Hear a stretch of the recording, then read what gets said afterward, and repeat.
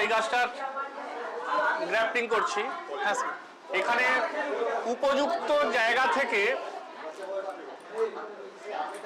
আমরা এটা কেটে দিলাম।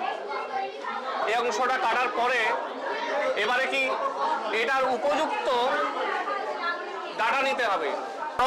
এর যা ব্যাস তার থেকে বড় ডোগা নিলে চলবে না, ওর থেকে ছোট ডোগা নিতে হবে। আমি এটা কাটলাম, 3টে চোখ রয়েছে। এইটা কাটার পরে এই প্লাস্টিক দিয়ে এটাকে চেপে দিলাম, একদম সহজ।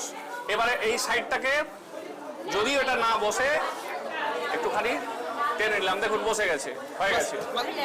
জলের ব্যাপারটা একটু বলে দিন। জলের ব্যাপারটা এই যে আজকে যা গ্রাফটিং হলো, এখন 15 দিন একদম জল দেবেন না, 15 দিন কিন্তু রোদে রাখবেন, বৃষ্টির জল খাওয়াবেন না, ঠিক আছে। 20 দিন পরে আপসে দেখবেন সাইড থেকে বেরোতে শুরু করছে।